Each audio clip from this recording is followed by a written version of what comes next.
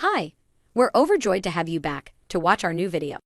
Now, keep your attention on how you want to feel, and the universe will fill in the details. You will know your power when you can no longer split your energy flow. Thank you so much for your interest and support. Every relationship that everyone wants is because there is a chance that that other person, in their connection to source energy and in their adoration of you, will be a catalyst to help you connect with your own source. That's what being in love is. That's that feeling of in love. Somebody holding you as an object of attention and adoring you. And in their adoration, they connect with source, and in their attention upon you, they flood it all over you. So it's sort of like a roundabout way to connect with source energy. It's like they just draw your connection from you. What we want to say is, as you practice your connection with source, no matter what, with a partner, without a partner, no matter who you're with, under all conditions, as you keep reaching for the relief and therefore bring yourself into greater and greater, more constant connection with this source energy, now the reason for the relationship really becomes what you've just said. In other words, you say, here I am, mostly connected powerfully to source energy, and now, universe, please bring me another like that, so together we can open an even wider vortex and soar even into greater ecstasy. Most people, even though they're using words like you are using, are really saying, well, I'm not soaring yet, but that would do the trick. In other words, that's the one missing link that would help me to soar. But when that disappointment comes over you, that's still in your vibration, which means that if the partner were to come right now, it wouldn't quite be where you want to be or where you want the partner to be. And see what happens. This happens to a lot of you. You set your vibrational standards for a partner, but you don't match it yourself. And until you match it, that partner can't come. So what does show up are those who match where you really are, and they keep not measuring up to your image. This is good, isn't it? Yes. So you have to match your own image vibrationally. So the game we would play if we were standing in your physical shoes, it's a process we call scripting. We would script it into being. Esther saw a movie on the television many years ago. The screenplay writer, or someone, she came in the middle. She never really understood the whole plot, but he seemed to have this magic typewriter. And whatever he would type for the storyline, for the pretend life, would then begin happening in his life. So if something would happen that he didn't like, he'd just write it differently, and then it would happen differently. And Esther said, well, wouldn't that be nice? And we said, that's exactly how it is. If you accept that you're calling the shots and you begin writing it, then as you begin seeing the evidence of what you've been writing showing up, then you begin to gain more confidence. All of you have had experiences where you thought you wanted something, and you thought you saw an avenue to make it happen, and that avenue fell through. Maybe it was purchasing a house or a car, or finding a partner, or any number of things, a work environment. And then later, a door opened that was perfect. And you realize, if that other thing had happened, then I would not have been available for this. And so as you say, the universe knows what I've been asking for, because even without my words, I've been expressing it through preferences and vibrations for a long, long time. And now my work is about preparing myself vibrationally to let in what I've been asking for, which means I got to be happy in the absence of it. And that's the thing. In other words, we would say to a sick person, you got to be happy while you're sick so you can get well. And they would say, well, if I were well, then I'd be happy. We say, no, you have to be happy even when you're sick, or you can't get well. And they say, but I can't be happy. I'm sick. And we say, but you got it. You got to find something to focus upon that lets you feel happy more of the time, or you can't get well. If the illness isn't very severe, then you don't worry about it that much. You are distracted from it. You do other things, and eventually it peters out because the wellness is a stronger vibration. While there are some who have an illness, they get focused upon it. The doctors focus upon it. It becomes the only thing that they really ever think about, and the illness overtakes them, not because it is powerful, but because they find a vibrational match with that, you see. So sometimes, especially on the subject of relationships, we've been accused of just wanting you to get so happy with your fantasy world that you don't care if your partner ever really comes. And we say, that's exactly right.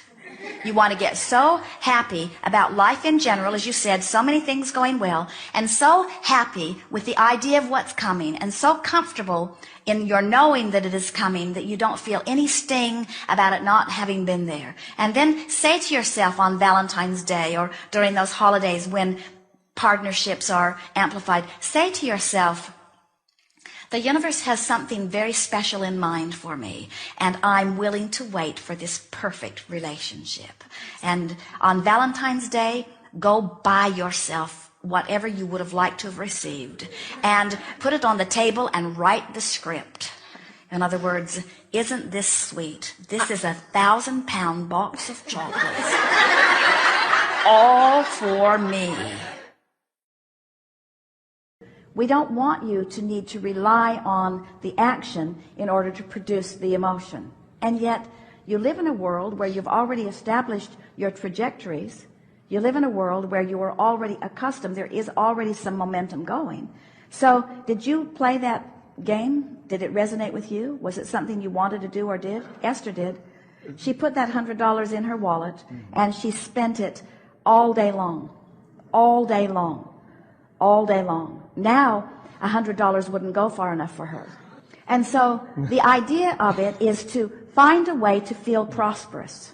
And knowing that when you feel prosperous, the law of attraction will say, well, here's a prosperous path and here's one. In other words, in today's conversation, that game, you know, the $100 process, we've explained it well enough for you here, puts you on a trajectory of prosperity.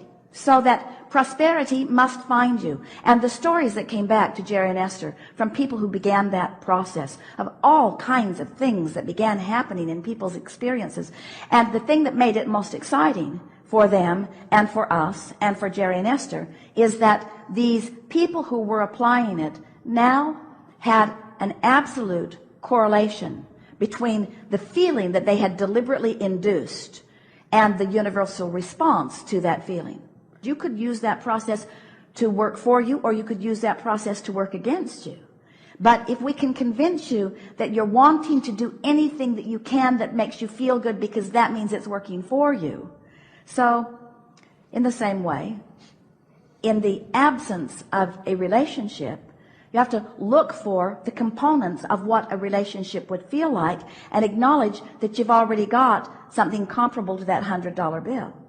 In other words, Esther, because she was so sort of dependent upon the relationship that she had with Jerry for company, for good company, for all kinds of intertwining in all kinds of different ways. So she just started noticing, well, this is a really fun person to talk to on the telephone, and this is a really meaningful person to talk about here. In other words, she began noticing that there were lots of ways of satisfying that relationship in lots of different people, and in doing so, there's no absence of that vibration, because what you're reaching for is happiness in the now, yes?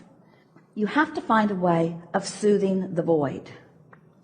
But that's even backwards in the way we're saying it to you, because when we say soothe the void, what are we focused on? The void. So let's focus upon the soothing, not the void, the soothing. Well, Abraham, what am I soothing? The void. Well, then think about being soothed. Think about feeling good. Think about having fun. Thinking about being at one. Think about your inner being. Think about source energy who is always with you. We want you to know that the reason that most people are looking for a partner is because they're trying to fill the void that really can only be filled with alignment. Anything that makes you feel satisfied with where you are is a beneficial thing. Now, often that scares our physical friends. They think, oh, you ghost. You're not really interested in our manifestation. You're just interested in us satisfying ourselves in the absence of what we want. And if I get really satisfied with the absence of what I want, then the universe won't give it to me, because I learned from my mother the way to get things was to throw a fit.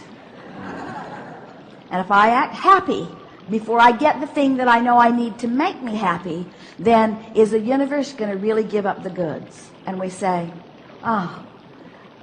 please tell us we're past that understanding. That you understand that you never get anything through throwing a negative fit.